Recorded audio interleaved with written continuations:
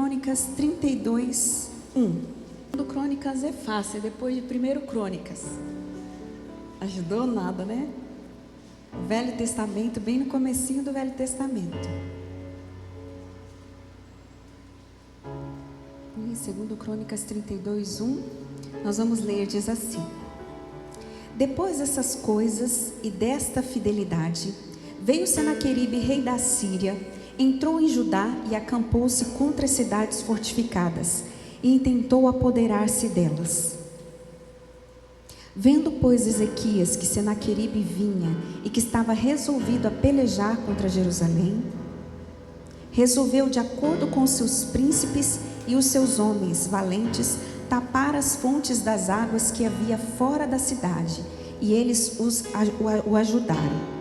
Assim, muito povo se ajuntou, taparam todas as fontes, como também o ribeiro que corria pelo meio da terra, pois diziam: por que viriam os reis da Síria e achariam tantas águas? Ele cobrou o ânimo, restaurou todo o muro quebrado e sobre ele ergueu torres. Levantou também um outro muro por fora, fortificou a Milo na cidade de Davi e fez armas e escudo em abundância. Pôs oficiais de guerra sobre o povo, reuniu-os na praça da porta da cidade e lhes falou ao coração, dizendo: sede fortes e corajosos, não temais, nem vos assusteis por causa do rei da Síria, nem por causa de toda a multidão que está com ele, porque há conosco maior do que o que está com ele. Com ele está o braço de carne, mas conosco o Senhor, nosso Deus, para nos ajudar e para guerrear as nossas guerras. O povo cobrou o ânimo com as palavras de Ezequias, rei de Judá. Amém? Coloca a sua Bíblia no seu assento mais um momentinho.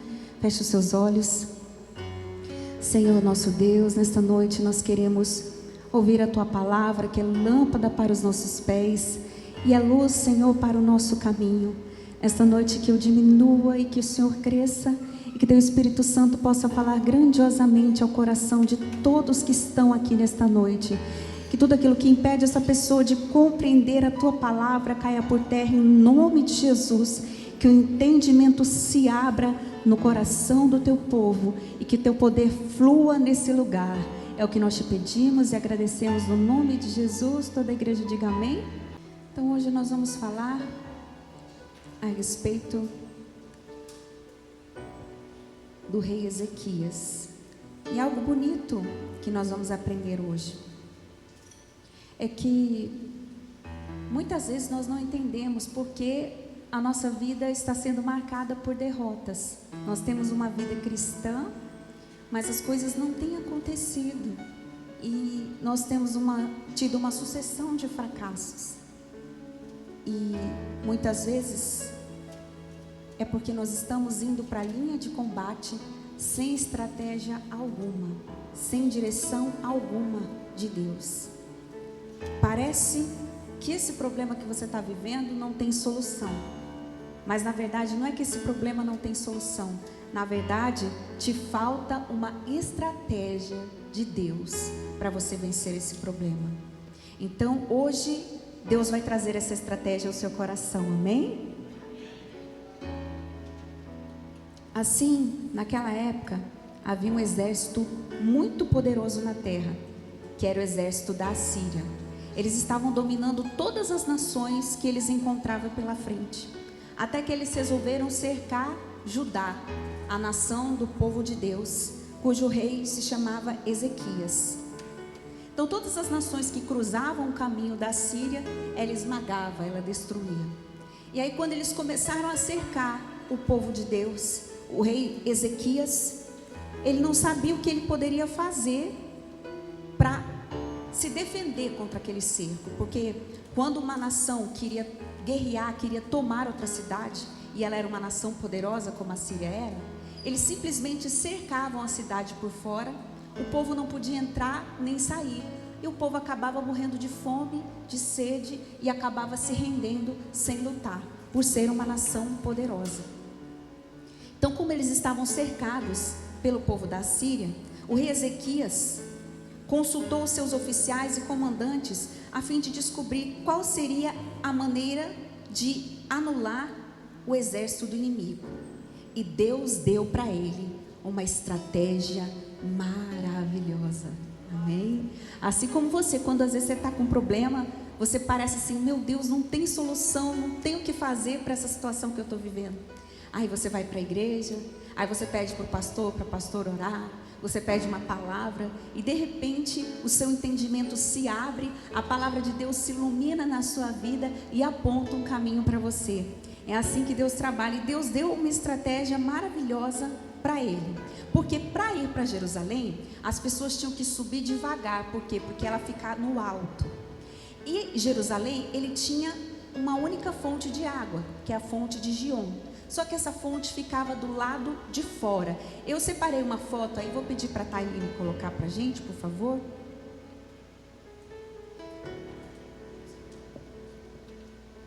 Então, aqui tinha uma fonte de água. Pode apagar a luz, pastor, fazendo favor, para o pessoal ver melhor? Isso. Então, vocês podem ver que aqui ficava a cidade de Jerusalém. Lá em cima é a cidade, aqui por fora é um muro da cidade de Jerusalém. E aqui era a fonte de água, bem na entrada, ou seja, a fonte de água ficava para o lado de fora da cidade. Então, como que ele faria? As pessoas, quando elas estavam indo para Jerusalém, para subir, como era uma subida, era cansativo, tinha várias fontes de águas pelo caminho, para que as pessoas pudessem tomar água e se aliviar para chegar até Jerusalém. E aí o que ele pensou? Já que o exército da Síria vai estar cercando a cidade por fora, já que Gion é a única fonte de água, o que ele fez? Ele escondeu a entrada da fonte, ele tampou a fonte para que o inimigo não tivesse como beber água. Então ele tapou essa parte aqui da entrada, onde ficava a água, o povo ficava tudo aqui em cima, então ele tapou a fonte aqui, para que o inimigo, quando cercasse, não tivesse água para beber. Então foi essa a estratégia. Primeiro ele consultou, pode acender a luz, primeiro ele consultou os oficiais do exército e falaram assim, a gente tem que ter uma estratégia. Então, como a fonte de água fica na porta da cidade, na entrada da cidade, o inimigo vai beber da nossa água. Então a gente não quer dar munição para o inimigo, então a gente vai tampar, a gente vai esconder essa fonte, assim o inimigo vai morrer de sede, eles não vão ter água. Então Ezequias fala, por que a gente vai deixar água para eles? Se eles querem eliminar a gente, se eles querem matar a gente, então a gente vai fechar essa fonte de água.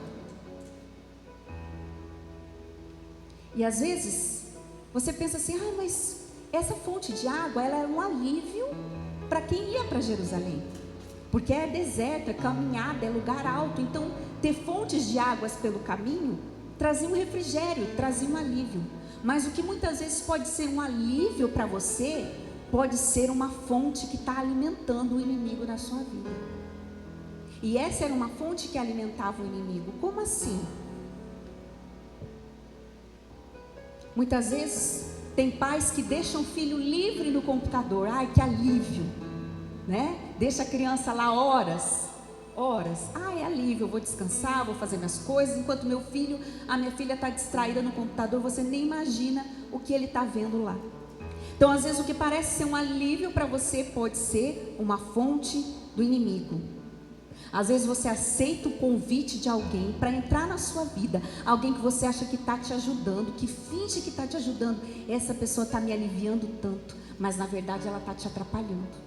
E eu já tive experiências com Deus de pessoas que eu falava, meu Deus, essa pessoa gosta tanto de mim, me ajuda tanto.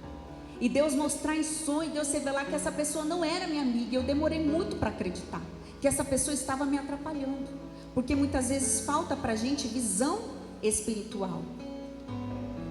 Por isso que a gente precisa consultar a Deus e tapar todas as fontes do inimigo, todas as fontes que alimentam o pecado. O problema é que muitas vezes essa fonte parece ser um alívio na sua vida. Isso é que confunde. Essa pessoa está me ajudando tanto. Esse trabalho está me tirando da igreja, mas está me ajudando tanto. Essa pessoa aqui que se ofereceu para ir na minha casa, está me ajudando tanto. E às vezes é aquela pessoa que vai destruir seu casamento. Por isso que a gente precisa consultar a Deus antes de tomar uma decisão. Como que é consultar Deus? Eu oro, eu estou sentindo que é Deus? Não, você vai orar, você vai pedir a palavra, você vai pedir para os seus líderes orar, você vai ouvir seus pais, você vai ouvir pessoas experientes. Você tem que consultar a sabedoria para você tomar uma decisão. E tapar as fontes. O que é tapar as fontes? Tapar as fontes, igreja, é você tirar tudo que alimenta o inimigo na sua vida.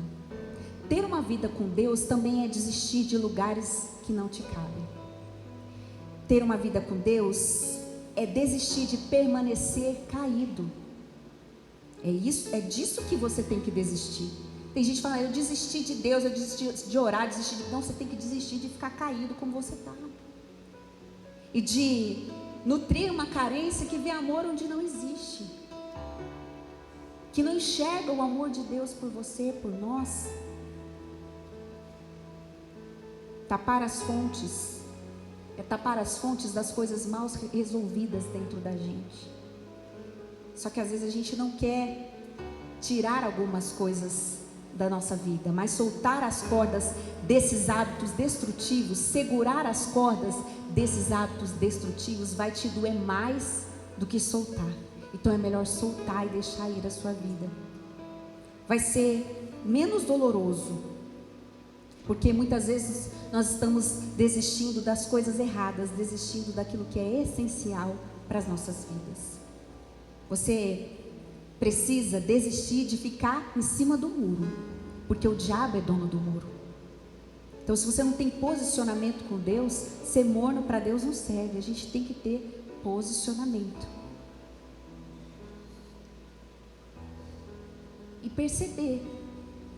A gente não pode impedir que o mal sobrevoe a nossa cabeça, mas a gente pode impedir que ele faça ninho na nossa vida. E você não pode deixar. Então, Ezequias, ele decidiu tapar as fontes que alimentavam o inimigo. Por quê? Porque o que parecia um alívio para o lado de fora, para os moradores de Jerusalém, estava servindo de alimento para o inimigo. Então, cuidado, que o que pode ser um alívio para você, pode estar alimentando o inimigo na sua vida.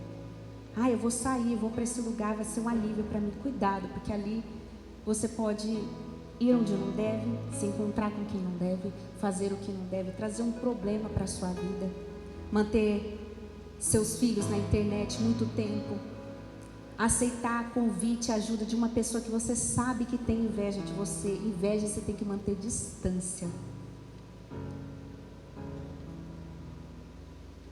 Desabafar é um alívio, mas depende com quem você desabafa, porque se você desabafar com a pessoa errada, ela vai trazer muito problema para a sua vida, muita contenda para o meio da sua família. Se ausentar, às vezes comprar um bem sem a direção de Deus, que parecia que ia te trazer tanto conforto, pode gerar um desconforto para a sua vida toda. Se ausentar demais de onde você deveria estar de olho, no seu casamento, na sua família, ficar muito ausente, pode te gerar um problema. Tape as fontes do inimigo, tape as fontes que te enfraquecem e seja fortalecido em Deus. Amém? É isso que nós devemos fazer. Então, tapar as fontes do inimigo é pedir que Deus nos mostre aonde estão as fontes escondidas. Porque aqui Ezequias, ele consultou, ele falou, não vou fazer nada sozinho, eu vou conversar com os oficiais que são experientes. E ele soube, se eu tapar essa fonte aqui, eu vou tirar a água do inimigo. Só que às vezes tem fontes que estão alimentando o inimigo nas nossas vidas e que a gente não tem consciência. A gente acha, mas aquela pessoa é tão boa, mas aquilo é tão bom para mim. E às vezes falta entendimento espiritual, falta sabedoria espiritual. Porque Deus não olha como o homem vê, Deus sonda o coração.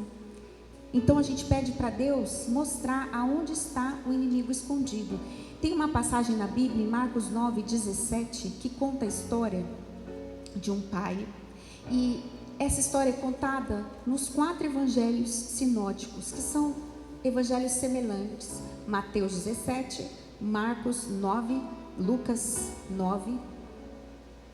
E nesses evangelhos, nos 4 não, nos 3 evangelhos, em Marcos 9 conta, só que Marcos dá mais detalhe. E aí a Bíblia diz que um homem disse assim: mestre, eu trouxe o meu filho, em Marcos 9,17, que tem um espírito mudo, surdo, e onde quer que o espírito o apanha, despedaça, ele espuma, arranja os dentes, vai se secando. E eu disse aos teus discípulos que expulsassem, mas eles não puderam. Então Jesus lhe disse: ó geração incrédula, até quando estarei convosco? Até quando vos sofrerei? Trazei-mo. E trouxeram-lhe. Quando ele viu a Jesus, o espírito imediatamente se agitou com violência, e caindo ele por terra, revolvia-se espumando. Perguntou Jesus ao pai do menino: há quanto tempo isto lhe sucede? Desde a infância, respondeu. E aí você pergunta: qual que é o sentido da pergunta de Jesus nesse momento? O que importa desde quando? Mas tudo que está na Bíblia tem um propósito, tem um sentido, tem um ensinamento para as nossas vidas. Em algumas traduções você vai ouvir a história do jovem lunático. Por que lunático? Porque eles acreditavam que o comportamento mudava de acordo com as fases da lua. Esse menino, esse adolescente, ele tinha todas as características de epilepsia, de epilético, porque ele rangia os dentes, ele convulsionava. Só que mais do que isso, ele se jogava no fogo, ele se jogava na água, ele se machucava o tempo todo, ele se jogava, ele não podia ver uma chama que ele queria se lançar. E o pai dele estava sofrendo muito, em lágrimas, pedindo ajuda. Pediu ajuda para os discípulos e os discípulos não conseguiram expulsar. E Jesus falou: tem castas que só saem com jejum e oração. E ele espumava. Então, o pai fala assim: Senhor, tem misericórdia de mim. Muitas vezes ele cai no fogo e na água. E aí você pergunta assim: será que quer dizer que todo o epilético é demônio? Não. Não tem a ver com isso. Se você observar a Bíblia, em Mateus 4:24 fala que a fama de Jesus corria por todos os lugares. E ele curava enfermos, tormentos, endemoniados, lunáticos, paralíticos, ele os curava. Então ele diferenciava endemoniado de enfermo. Então existem enfermidades que são apenas físicas, elas não têm uma origem espiritual. E não é porque você tem uma enfermidade que é falta de fé, que Deus não te ama. Se Deus te curou dessa enfermidade, amém, mas você vai morrer de outra coisa. Todos nós vamos partir dessa terra. Então, onde nunca mais haverá doença nenhuma, será no céu. Mas aqui a gente passa por enfermidades, a gente passa por lutas. Algumas Deus cura, outras Deus não cura. Mas quando ela é totalmente espiritual, e nós já vivenciamos isso como pastores, quando ela é totalmente espiritual, você chega, você ora, você repreende, o espírito maligno, ele sai. Quando ele sai, a pessoa fica imediatamente liberta. E não tem mais nada de enfermidade sobre aquela vida. Só que se ela for espiritual, então nesse caso, ela era uma enfermidade espiritual. Assim, eu me lembro de uma experiência que nós tivemos, que tinha uma mãe buscando pelo seu filho na igreja que estava doente. E o corpo dele estava cheio de feridas. E ela falou: pastor, o médico falou que é leishmaniose, não sabe se é leishmaniose, se é AIDS. Ele estava morando sozinho, agora ele está morando comigo, é um jovem lindo, ele está definhando. E ele não quer vir para a igreja. Ele está assim, meu filho está emagrecendo, está a coisa mais horrível. E ele só fica no quarto isolado, só vai para o médico, não quer fazer nada, não quer trabalhar, está desmotivado da vida. Ora por ele. E ele não queria receber oração em casa, ele não queria visita em casa, e nem ir à igreja. Até que um dia ele disse assim: Ele ligou para o pastor e falou assim: eu quero receber a visita. Aí o pastor, eu lembro que a gente estava se preparando para almoçar. Aí o Anderson falou: eu vou lá, mas antes vamos fazer um clamor aqui. Ele orou, nós oramos. O Mateus era pequenininho, bebezinho, eu fiquei com o Mateus e ele foi. Quando ele chegou lá, ele orou pelo rapaz, repreendeu a enfermidade. Só que antes do Anderson sair, quando nós começamos a orar, ele falou assim: cara, eu estou sentindo que é magia negra, fizeram voodoo para esse rapaz. Ele falou para mim em casa. Aí eu falei: em nome de Jesus, sangue de Jesus tem poder, então você vai e ora e repreende. Por isso que Jesus falou aqui, tem castas que não adianta só você orar, é jejum, oração e consagração, porque o negócio é mais profundo. E aí o Anderson foi até a casa da família, orou, o rapaz chorou muito quando o Anderson orou, o pai do rapaz chorou, a mãe do rapaz chorou, o corpo dele inteiro de feridas, pensa aquele corpo definhando na cama.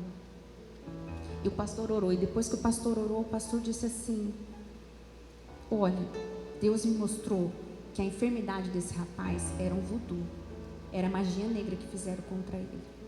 Mas hoje ele está liberto para a honra e glória de Jesus. Nunca mais essa enfermidade vai voltar. E aí o pai agradeceu, o pai chorou. Aí depois que terminou a reunião, o Anderson estava saindo no portão, o pai falou assim: pastor, o senhor falou de voodoo?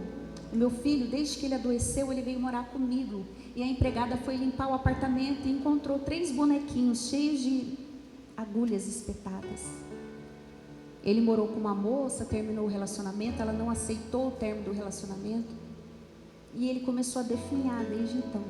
O que eu faço com isso? Ela falou, eu falei para ela: joga fora. Então Deus está confirmando exatamente como o senhor viu. Realmente tinha o voodoo dentro da minha casa, escondido dentro da minha casa. De quem? Você acha que é de estranho, igreja? Você acha que quem planta macumba na sua casa é estranho?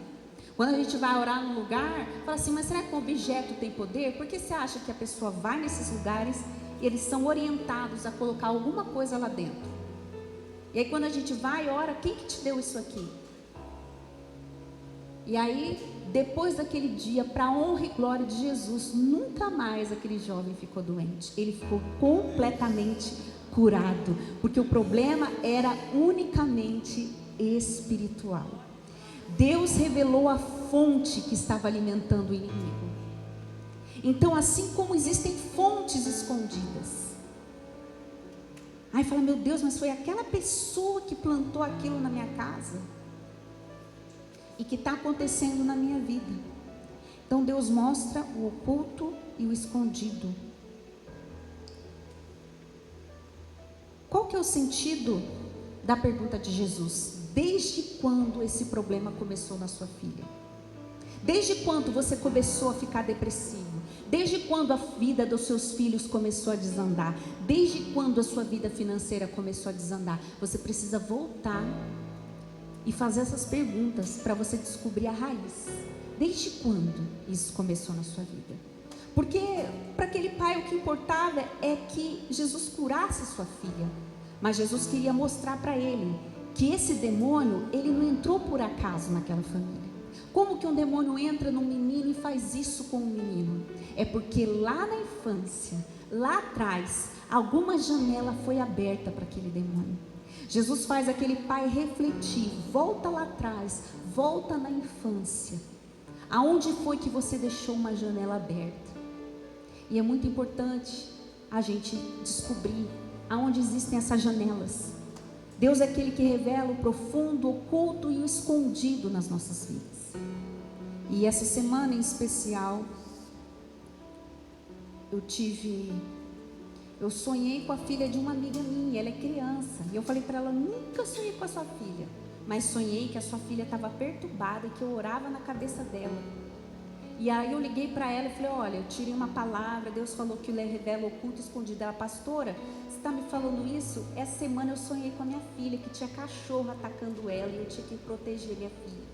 Eu falei: então você vigia, que quando Deus mostra, é porque Ele vai trazer livramento, Ele vai trazer proteção. Teve uma irmã que chegou um dia para a gente e falou: pastor, a minha filha da igreja, toca na igreja, é levita, me acompanha, adolescente, nós somos muito amigas. ela está deprimida, ela só fala, ela só chora, ela está pelos cantos, eu não sei o que está acontecendo com a minha filha. Vocês podem orar? Podem orar. Nós fomos orar, nós levantamos um clamor na igreja. Aí Deus falou comigo assim: fala para ela olhar o celular da filha dela. Aí eu falei para ela: ó, Deus falou para mim que a resposta está no celular dela. Aí quando ela abriu o celular dela, ela ficou escandalizada. Ela falou: pastora, eu encontrei lá um amiguinho da minha filha, que vai na minha casa, que janta lá, que é amiguinho, ensinando a minha filha a cometer suicídio, mostrando para minha filha como que faz, estimulando ela o tempo todo a se matar. O amiguinho que vem, que janta em casa, que é simpático, que é um anjo, que não tem boca para nada, está lá nas costas, sorrateiramente, colocando pensamentos de suicídio. Ela falou: e a minha filha está na igreja cantando, ela me conta tudo. Eu descobri que ela não me conta nada. Eu estou arrasada de ouvir as conversas da minha filha, de ver com quem ela está andando, o que ela está fazendo. Eu falei: Deus está te mostrando tudo isso, não é para você condenar a sua filha, mas para você amar e trazê-la para perto de você, para resgatar a sua filha. Então a mãe não desconfia, porque a filha está no altar, a filha está tocando, a filha está com ela, a filha é a melhor amiga, a filha conta tudo. Como que ela vai saber que tem um demônio escondido dentro da casa dela?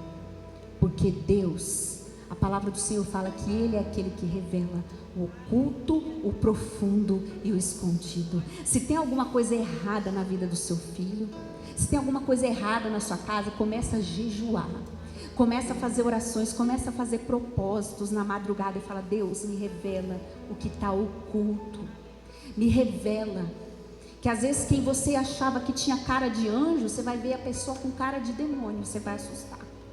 Porque a palavra de Deus diz que o diabo, ele não vem como cara de diabo, ele vem disfarçado de anjo de luz.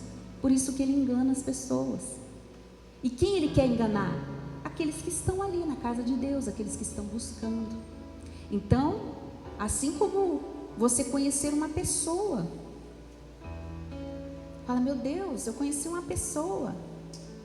Vai aprofundar, saber quem realmente é, antes de colocar dentro da sua casa. E mesmo assim, a gente corre o risco de se decepcionar.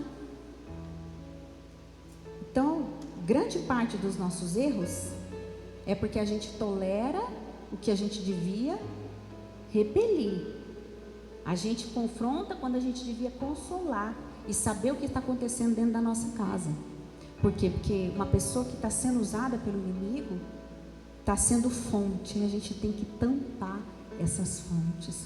Pedir para Deus: Deus, que caia toda a máscara em nome de Jesus. Não deixa essas pessoas usarem máscara, me dá discernimento espiritual. E Deus vai te dar. Você pode ver os psicopatas, eles enganam todo mundo. Eles têm bom comportamento, são persuasivos. Só que tem um detalhe: eles não têm sentimento. Então desconfie. Comece a prestar atenção nas atitudes das pessoas. Se a gente se apaixonasse mais por atitudes do que por palavras, a gente ia ser muito menos enganado. Então, às vezes você fala assim: não, eu deixei. Jesus pergunta: desde quando a sua filha está assim? Desde quando a sua vida financeira desandou? Desde quando você não consegue mais trabalho? Desde quando a coisa começou a desandar? Depois que eu comecei a andar com aquela pessoa, depois que eu comecei a dividir, desabafar com ela. Eu me lembro de um amigo que chegou um dia em casa chorando para mim. Falou: cara, eu estou triste porque eu estava com problema no meu casamento. Eu desabafava com meu amigo, chorava. Você acredita que hoje ele está com ela? Você entregou o ouro para o bandido, falou tudo, ele falou tudo para ela, e eu não acredito que ele fez isso comigo. O que parece ser um alívio pode ser uma fonte que está alimentando o inimigo. E infelizmente o casamento dele acabou, porque a gente às vezes ora e não vigia, não lê a palavra. Como eu falei para essa amiga, eu falei: olha, antes de eu falar com você, eu orei e pedi uma palavra para Deus, para eu não falar as coisas da minha cabeça, que eu não costumo sonhar, é muito difícil. E nunca sonhei com a sua filha a primeira vez, mas tem alguma coisa cercando a sua filha. E Deus está avisando. Então, às vezes a gente é condescendente, a gente deixa aquilo que pode trazer problema para a gente. Você está vendo, meu filho está assistindo isso, meu filho está fazendo isso. Por que a maioria dos jovens acabam se desviando quando vão para a faculdade? Porque são metralhados, né? Com informações, com coisas para fazê-los sair do caminho. Por isso que tem que ter uma base de fé grande, desde pequeno. Então a gente não tem que tolerar. Você vê que é uma coisa que está em desacordo com a palavra de Deus dentro da sua casa, não permita. Não permita, não dê lugar. Faça como Ezequias. Ezequias está cercado, o inimigo está por fora, ele está querendo te matar, ele está querendo acabar com você. Mas Ezequias tinha um plano, falou: não, eu vou tapar as fontes do inimigo. Porque fala assim: não, mas eu tolerei, eu deixei essa pessoa entrar na minha casa, entrar na minha família. Tudo que você tolera hoje será o seu cativeiro amanhã. Porque a gente tolerou, porque a gente não fez nada. Muitas vezes o motivo da nossa tristeza é porque regamos aquilo que Deus não plantou na nossa vida. E aí é um problema para arrancar. Porque já cresceu. Onde deveríamos colocar um freio, a gente acelera. Onde a gente devia confrontar, a gente consola. A gente faz justamente ao contrário. Onde nós deveríamos estabelecer limites de como as pessoas devem nos tratar, a gente vai abrindo concessões. E ser misericordioso é diferente de ser condescendente, conivente com aquilo que é errado. E essa é a diferença. Então, não erga construções erradas que vão te causar sofrimento lá na frente. Não deixa se erguer, já viu? Já derruba ali. Porque o critério de certo e errado não pode ser baseado nas nossas ideias, e sim no que a palavra de Deus nos orienta. A gente precisa ser direcionado por ela. A obediência não é uma opção, é um mandamento. Deus quer que você o adore como Ele é, e não como você deseja que Ele seja. Adore a Deus como Deus dirige, não seguir pelo seu coração, mas seguir por fé. Amém? Porque a fé vai doer. Às vezes eu tenho que proibir meu filho: ó, isso você não vai assistir, nesse lugar você não vai. Eu fico abismada com mãe que nem me conhece, larga o filho, deixa ele com você, deixa ele com você. Eu não deixo. Falei: a pessoa não me conhece, como que larga assim? Essa semana mesmo, o pessoal lá do trabalho, uma mirim começou. Mirim tem 14 até 18. A mirim começou no primeiro dia, no segundo dia a menina desapareceu. Ficou todo mundo desesperado. Já começou dando problema. Porque você não sabe, você não conhece a índole da pessoa. E tem gente que é muito permissivo, muito liberal. Gente, eu com essa idade, 12, era bocó. Quem que não era bocó nessa idade? Fala assim, não é verdade? Qualquer um engana a gente, ou não é verdade? A gente se acha muito esperto, mas a gente é bocó. É ou não é? Sim ou não, igreja? Não é? Você não olha as fotos e fala: que vergonha. Eu usava isso, eu falava isso, eu fazia isso. Às vezes a gente é igual essa criança que não pode ver um fogo e se joga. Não pode ver um problema que arruma. Minha vida está muito calma, eu preciso arrumar uma dor de cabeça. Eu preciso arrumar um problema. A gente fala que é o crente autodestrutivo. Ele está bem, ele tem que arrumar um problema. Vamos arrumar um processo para eu entrar, para eu perder, para dar emoção na minha vida. Eu quero ter uma dívida. Eu falei: eu estou muito bem aqui, obrigada. Eu vejo todo mundo chorando e eu só olhando para minha amiga lá no trabalho. Eu, glória a Deus, né, que não foi com a gente. 13º está na bênção, irmã. Que 13º que paga 23 mil, irmão? É muito tempo juntando, hein? Eu falei: gente, a coitada quase infartou do meu lado. Porque às vezes a gente arruma problemas sem necessidade. Então, nessa idade você é tão bocó, você se acha tão esperto. Que tem de gente que já caiu no golpe do Pix, no golpe do sequestro. Era a voz igual da minha filha. A gente cai, gente, adulta a gente cai. Imagina uma criança, ela é totalmente inocente.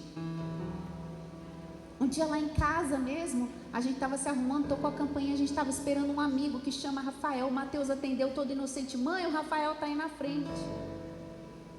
O Rafael? E não era o Rafael. Rafael. E ele falou: era a voz do Rafael, mãe.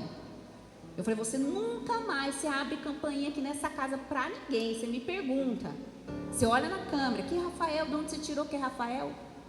Porque ele estava esperando o Rafael. Então na cabecinha dele era o Rafael, era a voz do Rafael. Mas a gente se engana, a gente se ilude. Por quê? Porque é aquilo que a gente está esperando. Então logo o pai do menino fala assim: boa noite, Nazaré, boa noite, Fabiana. Logo o pai do menino fala assim, em lágrimas, ele fala: Senhor, me ajuda. Se o Senhor pode, faz alguma coisa. Aí Jesus fala: não é se eu posso, a pergunta é se você crê. Deus pode todas as coisas, mas a pergunta é se você acredita que Ele pode. Então o princípio da fé começa aí. Então é importante você buscar a fonte do inimigo. Onde que começou? Começou a entrar em depressão, depois começou a andar com essa pessoa aí, ó. Começou a desabafar com a fulana. Começou por aqui. Então a gente precisa voltar e saber a origem. Só que, assim como tapar as fontes, você quer da gente uma busca intensa ao Senhor. Tá, pastora, mas então Ezequias, ele tapou as fontes do inimigo. Só que como que ele bebia água?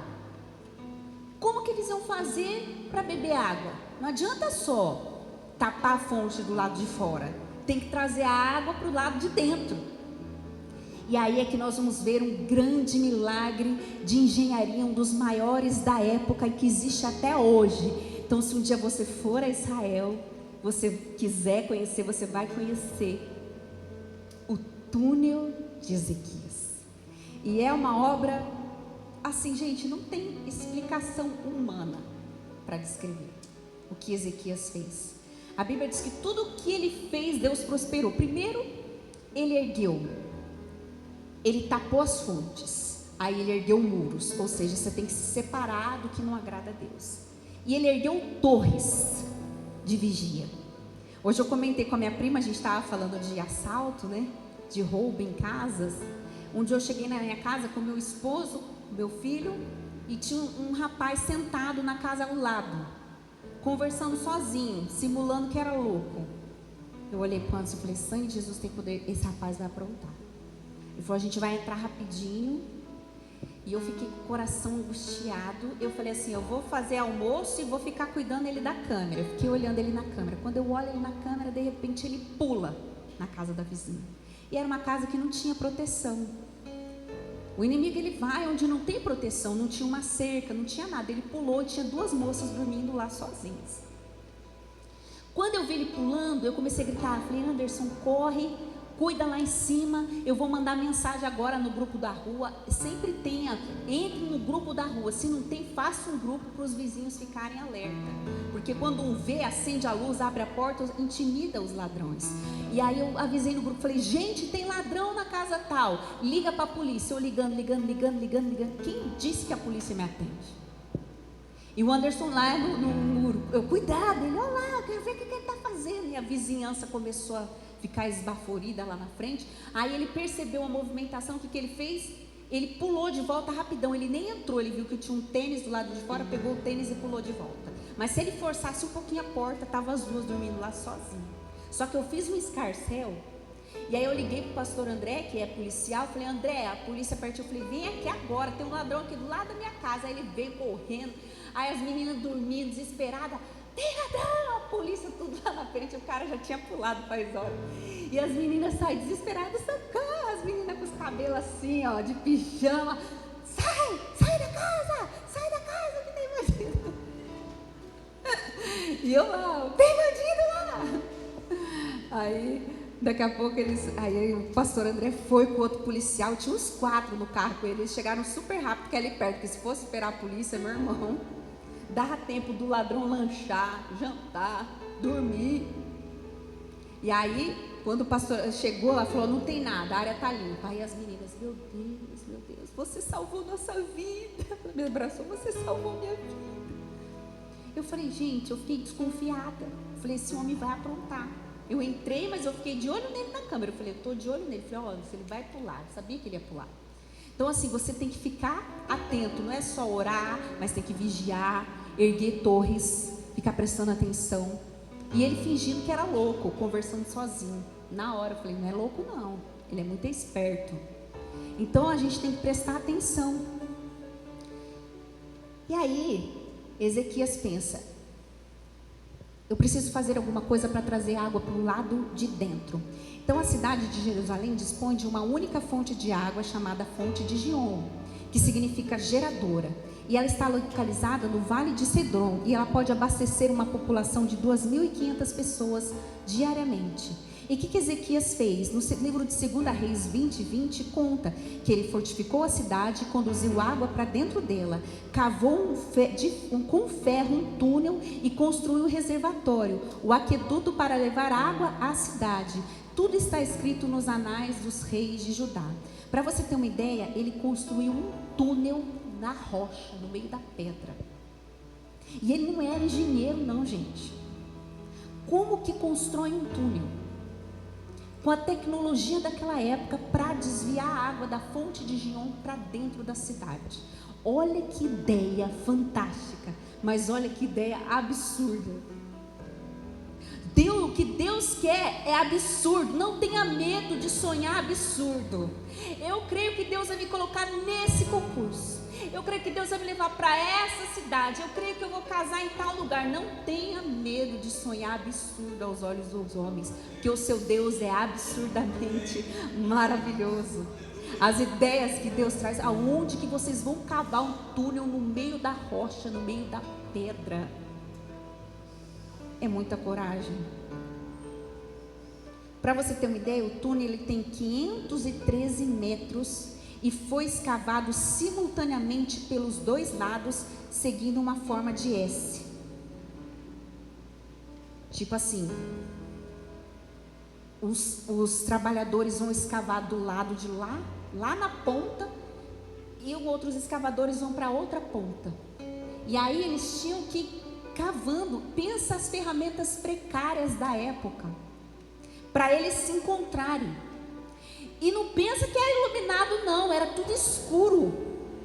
Como que cava no escuro? E detalhe, tinha que ser um por vez, só podia ir um na frente, porque o negócio é estreito. Você tem claustrofobia, você não aguenta entrar lá dentro. Todo mundo fica pensando, como será que eles enxergavam? Acredita-se que havia uma fenda naquela rocha que iluminava aqueles homens para fazer um engenho daquele. Eles começaram a cavar aquilo. Você imagina, no escuro. Então, quando a gente está passando por um cerco do inimigo, a gente tem que aprender a cavar túnel na rocha, que é Cristo, junto com a igreja. Não é um homem só, não cava um túnel não, meu irmão. É uma igreja. Eram trabalhadores que se reuniam, porque eles tinham que fazer isso antes do inimigo cercar. Eles tinham que tapar a fonte, então eles tinham que correr contra o tempo para conseguir fazer essa proeza. Em 6 meses eles conseguiram. E o mais impressionante é que o túnel não tem poço vertical, o que torna mais difícil o trabalho, porque não tem luz. Então eles acreditam que tinha uma fissura na rocha. Imagina, eles estavam ansiosos para encontrarem uns com os outros. Falar, ai, quando que vai chegar o fim desse túnel? Quando que eu vou encontrar os meus amigos? Às vezes ele podia escutar barulho, voz, eu acho que está chegando perto. Demorou 6 meses. Assim como você às vezes está vivendo um problema, uma escuridão na sua vida, um deserto na sua vida, um problema na sua casa que não parece ter saída. E você fala, meu Deus, eu estou aqui no meio do escuro e eu preciso cavar o meu túnel. Eu preciso buscar a Deus em oração. Eu preciso me lançar no Senhor. Eu preciso descobrir os tesouros que Deus tem reservado para mim. E ele começa a buscar, eles começam a cavar. E no momento que eles se encontram, foi um momento emocionante, porque tem uma escritura na rocha. No momento que eles se encontram, parece que acabou a esperança, porque o inimigo quer que você morra de sede. Pensa, um túnel escuro, sem luz, com a água até o joelho. Pensa você entrar naquele lugar, a sensação de medo, de pavor, assim como talvez você está vivendo uma situação dessa na sua vida. na sua família, naquele espaço limitado. Imagina cavar um túnel de meio quilômetro dentro da rocha. Você pensa que a nossa vida cristã é fácil? Não é. Mas em Deus nós faremos proezas. Aleluia. Naquele espaço limitado, os homens se revezavam a cada 24 horas até as turmas se encontrarem. E como saber? Como saber se eu cavo para a direita, para a esquerda? Como saber se eu vou mais para um lado ou para o outro? Como saber se eu estou dentro de um túnel perdido? Como que eu vou saber quando eu vou encontrar os meus amigos? Como que eu sei se eu bato aqui em cima, se eu bato no meio, se eu bato embaixo? Eu não sei nem por onde começar, Deus. Eu não sei o que fazer, eu não sei quem procurar. E é linda essa construção, igreja, e existe até hoje. Quando eu vi, eu falei, gente, eu nunca ia entrar nesse túnel, porque eu tenho pavor de lugar fechado, de teto baixo. E eu separei um pedacinho aqui de um vídeo para mostrar para vocês virem como que é esse túnel. Se um dia você for a Israel, você vai ver. Saiu em vários jornais falando da construção fantástica relatada na Bíblia, porque parece brincadeira, parece que você fala assim, meu Deus, você está brincando, é mentira, não é verdade isso. Mas é tão verdade que você pode conhecer se um dia você for a Israel. Aí você fala, nem talvez com essa tecnologia que a gente tem hoje, será que a gente ia conseguir construir isso? Aqui ele está na entrada, ó. Ele não tem áudio não, mas ele está mostrando aqui para vocês. Hoje tem uma escadinha para você descer. Pode colocar ali o começo mesmo, o vídeo é curtinho.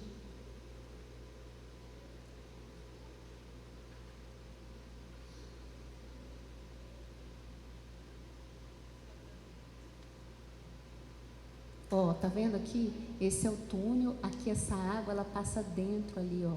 Olha como é estreito, olha como é escuro para uma pessoa passar. Esse pessoal que está filmando, está tirando foto, eles estão com aquelas lanternas na cabeça para conseguir enxergar, porque mais ou menos uns 20 a 30 minutos, está tão ruim a imagem? Tá, né? Volta, vê se melhora. Aqui ele mostrou a entrada. Dá um play aí, vê se roda o vídeo. Senão vocês pegam direto da internet. Está travado?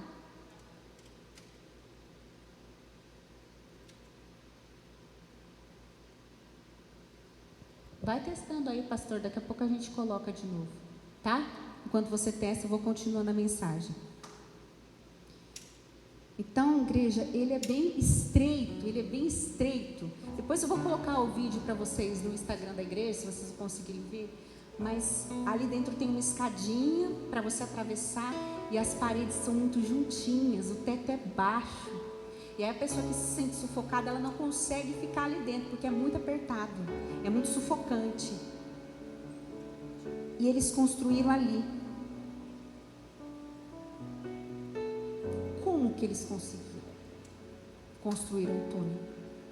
Como que eles construíram? Fala, um dia, pastor, eu vou lá no túnel de Ezequias. E aí lá no meio, quando os trabalhadores se encontram, eles comemoram, eles fazem uma inscrição na rocha. Assim como todos nós um dia vamos nos encontrar no céu, na eternidade, aleluia. Nós estamos aqui cavando, buscando em Deus, lutando pela nossa fé, pela nossa vida espiritual. E foi uma experiência linda. Que experiência linda é essa? A justificação de Deus na vida de Ezequias, porque ele decidiu se posicionar contra o inimigo. Ele podia ficar sentado chorando, esperando o cerco, mas não, ele tapa as fontes e ele resolve cavar na rocha.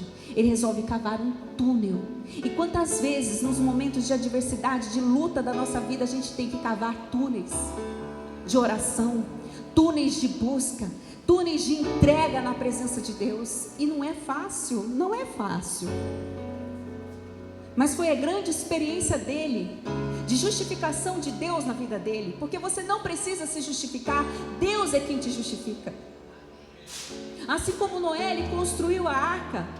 O que justificou Noé foi a construção da arca? Não, foi ele falar para as pessoas? Não, o que justificou a fé de Noé foi a chuva. Ele falava, vamos para a arca, ninguém acreditava. Ele construiu a arca, ninguém acreditava. Mas quando a chuva veio, Deus honrou cada palavra de Noé. Assim como é Deus quem te justifica. Eles estavam cercados por inimigo, parecia não ter saída. Mas é muitas vezes assim que você vai ter a sua experiência, a experiência mais incrível com Deus. Muitas vezes, igreja, é nesses momentos de escuridão, de luta da sua vida, que você vai se aproximar dele, que você vai fazer algo grandioso para Deus, que você vai ter uma experiência sobrenatural com o Senhor. Aleluia. Porque é muitas vezes perdendo o teto que você descobre a beleza das estrelas. É perdendo a utilidade para algumas pessoas que você descobre qual é o seu real significado e quem você é para Deus. Essa luta que você está vivendo veio para mostrar a força que existe quando os seus joelhos se dobram, porque essa é a força que te mantém em pé. Aleluia. Você perdeu o chão, mas Deus está reconstruindo o seu piso. E o céu está firme sobre você, te sustentando. É assim que Deus o sustenta. Então não desista de orar pela sua família, pelo seu ministério, pela sua casa. Deus sabe que nesse vale que você está passando, você está descobrindo o valor da fé, o valor dos verdadeiros amigos. Você está descobrindo na escuridão que você está passando que Deus quer revelar a sua glória. Aleluia. Deus vai te capacitar a fazer aquilo que você nunca fez, para te mostrar que a sua força vem dele. Aleluia. Assim como construir um túnel era algo improvável. Homens cavando um túnel no escuro, na rocha, com água até os joelhos, para manter a cidade abastecida enquanto a cidade estava sendo cercada pelo inimigo. Eles conseguiram, sabe por quê? Porque eles eram engenheiros fantásticos? Não, porque Deus estava com eles. Aleluia. Então saiba, igreja, é fácil cavar na rocha. Você vai ver que era aqueles instrumentos, martelo, picareta na rocha. Você acha que é fácil? Não é. Não é a fé, construir a fé, uma caminhada com Deus, não é fácil, existe esforço espiritual. Mas Deus está com você e Ele vai te dar a estratégia para vencer. Então mantenha o seu espírito abastecido, mantenha o seu coração abastecido pela fé. Não deixe faltar a presença de Deus na sua vida. Aleluia. Porque sabe, igreja, a maior experiência que ele teve com Deus, porque em breve o cerco acabará, mas sabe qual foi a maior experiência? A maior experiência não foi a vitória sobre os inimigos. A maior experiência foi um túnel que foi construído na dor. É uma fé que começa sendo alicerçada na rocha. Aleluia. Um túnel construído antes do inimigo atacar em tempo recorde, como um memorial de fé que existe até hoje. Uma revelação tremenda do poder de Deus. Aleluia. Não são os nossos troféus, mas são as nossas marcas. Não é a linha de chegada, mas é o caminho que a gente percorre até lá. O maior memorial foi construído dentro de você. Imagina a alegria quando os trabalhadores se encontraram. E existe uma inscrição feita na rocha. A maior alegria foi quando eles se encontraram ali. Então esse é o maior memorial. Aleluia. Porque Deus, antes de amanhecer o dia, colocou os seus anjos para desbaratar os inimigos. 185.000 homens que vinham contra a cidade de Judá. eles não precisaram lutar, porque Deus enviou um exército de anjos para lutar por eles. Porque apesar de Ezequias tapar as fontes, apesar de Ezequias construir um túnel, a fé dele não estava alicerçada naquilo que ele podia fazer, mas no poder de Deus, o Todo-Poderoso, aleluia. O maior memorial que existe não foram os inimigos que foram desbaratados, consumidos, não, eles não existem mais, não tem memória do nome deles, mas o túnel de Ezequias está lá até hoje. Vocês entendem? Vocês entendem qual foi a maior experiência? Não é Deus te entregar o milagre da sua filha, do seu carro, do seu trabalho. O maior milagre é o que Deus fez dentro de você enquanto o milagre não chegava. A maior construção foi a que Deus ergueu dentro de você. A mudança de caráter, a mudança de busca, de entrega, quem você se tornou em Deus. E é uma construção que vai ficar para todas as suas gerações. Porque os bens que você deixar para os seus filhos, eles podem perder em menos de um mês, mas quem você foi, as almas que você ganhou, quem você foi em Deus vai ficar marcado para sempre. O seu túnel vai ficar marcado para sempre. O túnel que você construiu em meio à dor, em meio à dificuldade, em meio à luta. Vai chegar uma hora em que no lugar dessa impossibilidade, Deus vai derramar milagre, aleluia.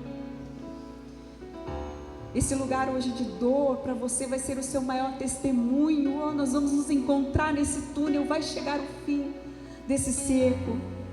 Não desista onde Deus está apenas começando. No lugar da vergonha, Deus tem dupla honra para derramar. Mas essa promessa só alcança aqueles que perseveram, aqueles que levam a sua semente mesmo na dor. Não pare de sonhar, não pare de buscar, não pare de sonhar por causa desse vale que você está enfrentando. Muitas vezes você busca, você não sente melhora. Estou dentro desse túnel, está tão escuro, Jesus. Mas continue buscando, mesmo que pareça não ter resposta para você. Creia, mesmo que pareça impossível, cave um túnel como Ezequias. Mesmo que tudo pareça escuro na sua vida, cave na rocha que é Cristo. Lute para manter a sua fé, porque o milagre só vem para quem se prepara para Ele. Embora o túnel fosse perfurado para prover abundância de água, a fim de suportar o longo cerco do inimigo, o rei Ezequias não depositou a sua confiança no túnel, nem nas fontes tampadas.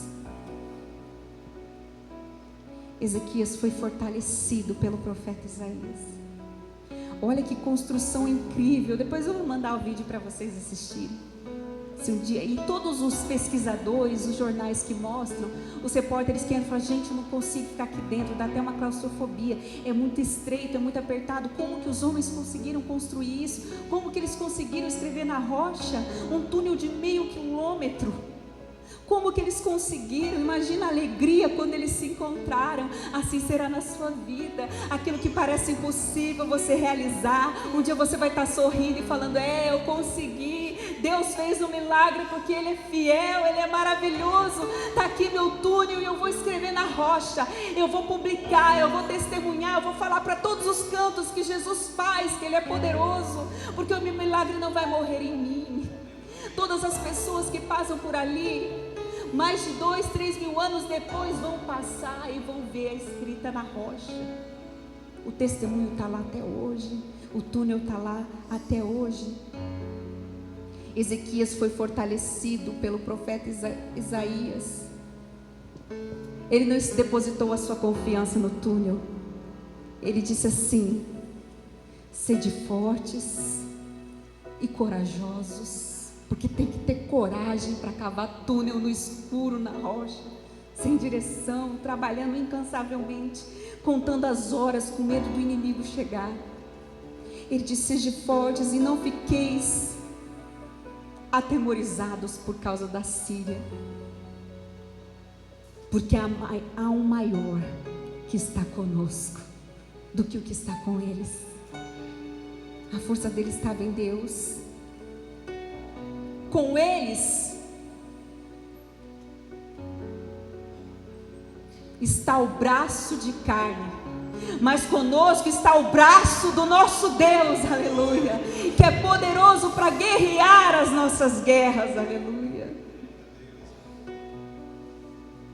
E assim, numa única noite, um anjo de Deus abateu 185 mil assírios, porque é Deus que luta as nossas guerras, é Deus que nos dá vitória. Mas para isso a gente precisa construir túneis. E quando você começar a construir túnel, você vai descobrir: Pai, eu amo a tua presença.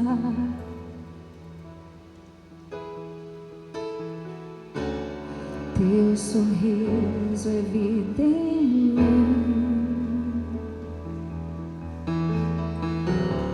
Eu seguro em tuas mãos, confio em ti, confio em ti. Quero ir mais fundo, leva-me mais perto, onde eu te encontro, no lugar.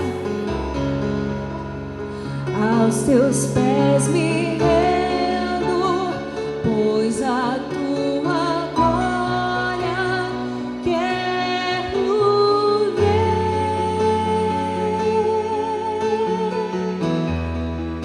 Tudo que eu mais quero é te ver. Me envolva com tua glória e poder, tua majestade é real.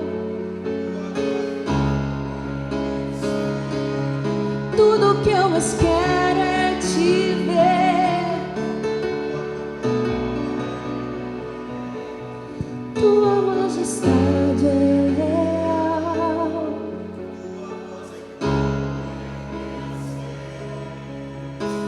Aleluia. Se coloque em pé, nós vamos orar. É através desse vale que você está passando que a glória de Deus está se revelando na sua vida de maneira poderosa, aleluia. E hoje, nesse túnel que você está cavando, essa luta que você está passando, eu não sei qual é a sua luta, eu não sei qual é o tamanho do seu túnel, mas saiba que Deus está contigo, Ele vai te fortalecer, Ele vai te guardar. Hoje Deus está falando para você, filho, tape as fontes do inimigo na sua vida, tape tudo aquilo que tem alimentado o inimigo na sua vida e comece a fortalecer a sua fé em Cristo, aleluia. Porque hoje o Espírito de Deus quer soprar sobre esse lugar, trazendo vida sobre você, aleluia. Eu sei que você está cavando no escuro, com água até os joelhos, mas você não está sozinho, Deus está com você.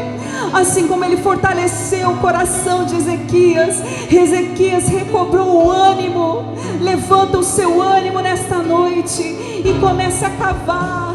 Mesmo que esteja escuro, existe uma fresta de luz. É o Espírito Santo, é o amigo Espírito Santo que está te guiando. E quando parecer que você estiver cansado, e quando parecer que você está cansado e não tem mais forças, e quando parecer que você está sozinho, Deus coloca um amigo para ir lá cavar por você. Fala, fica um pouquinho aqui que agora eu vou bater. E assim eles revezavam, igreja, até se encontrarem. Eles estavam ansiosos por esse momento. Eles estavam tão ansiosos. E eu imagino um derramar poderoso de Deus.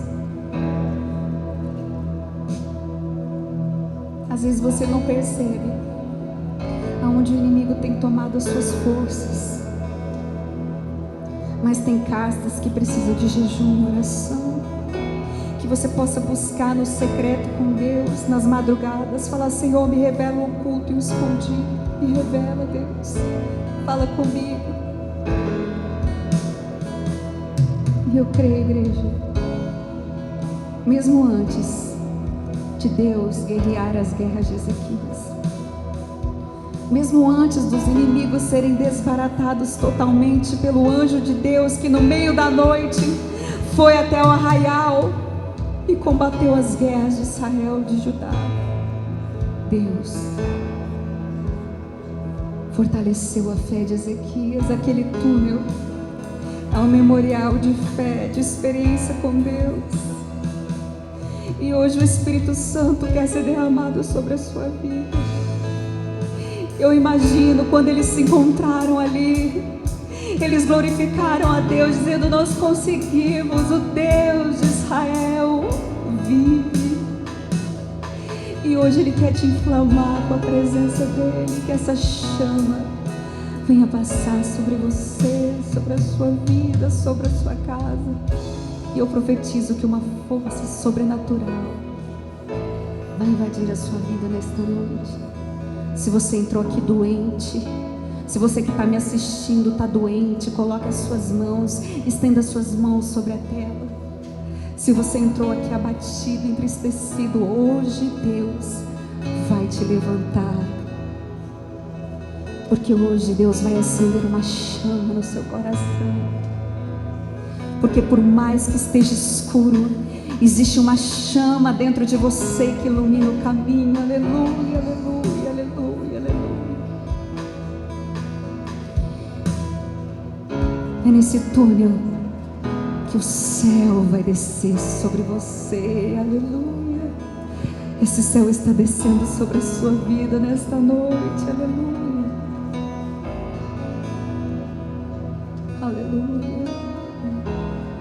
Chame por Ele, busque por Ele.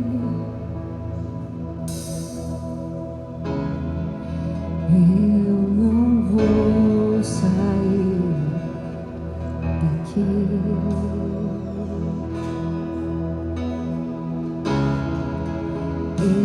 Encontrei o meu lugar.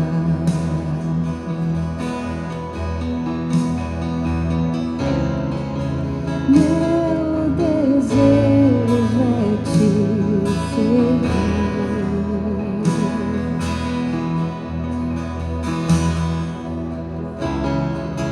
Faz de mim o teu altar. Nada é mais importante, não há nada que eu queira mais. Traz o céu, se não quiser, faz a terra subir. Com tua glória envolve-me.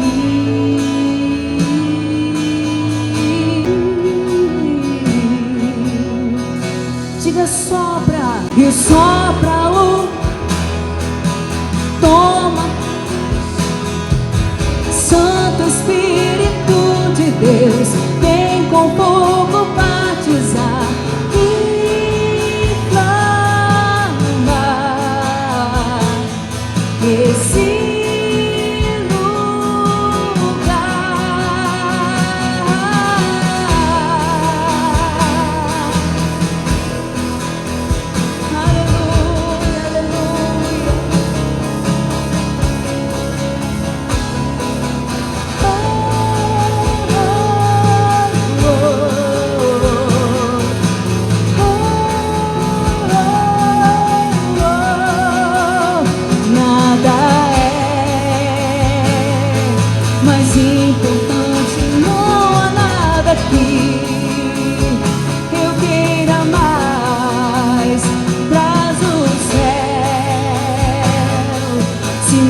quiser, faz a terra subir. Com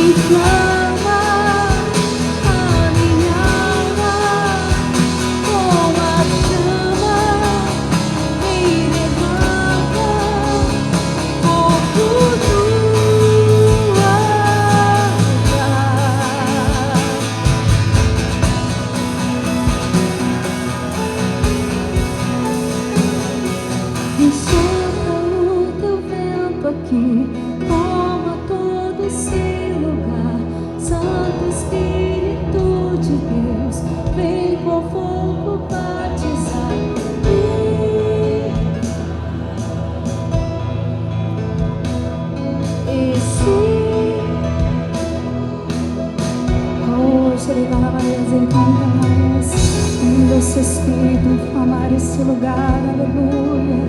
Vem visitar cada lar aqui representado, Senhor. Aquele que está doente, aquele que está caído, aquele que está entristecido. Você está cavando o seu túnel. Parece que não tem saída, parece que você não está vendo resposta. Mas você está tapando as fontes do inimigo, você está obedecendo ao Senhor. Não se preocupe, faça o que Deus mandou você fazer, porque é Ele que cuida dos inimigos, é Ele, porque Ele tem um exército de anjos pelejando em seu favor. Então, não vos entristeceis, sejam fortes e corajosos, porque maior é o que está conosco. Com eles está o braço de carne, mas conosco está o braço do Senhor Todo-Poderoso, para lutar as nossas guerras, para pelejar as nossas guerras. Entregue os seus filhos, entregue a sua família, entregue o seu coração, as suas finanças, a sua vida, os seus propósitos, e cave o seu túnel pela fé em oração. Aleluia, aleluia, aleluia, Senhor. Vem com teu Espírito soprar sobre esse lugar, trazendo vida, trazendo força, trazendo esperança em ti. Oh Deus,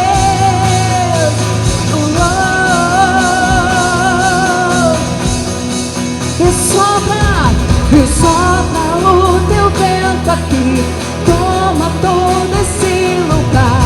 Santo Espírito de Deus, vem com fogo batizar.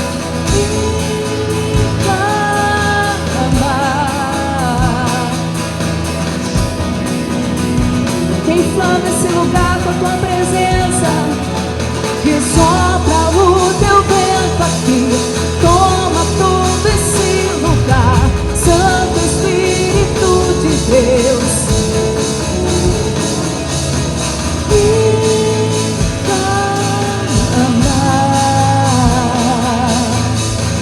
oh, aleluia, aleluia, aleluia, aleluia, aleluia. Inflama esse lugar, Deus, com a tua luz. Mostra o culto escondido para o teu povo. Abre os olhos espirituais da tua igreja. Hoje muralhas estão caindo por terra. Em nome de Jesus, em nome de Jesus, em nome de Jesus. Você que crê, aplauda o nome dele. Diga glória a Deus. Oh, aleluia. Sopra, Senhor. Sopra sobre esse lugar, Jesus. Aleluia. Glória a Deus, igreja.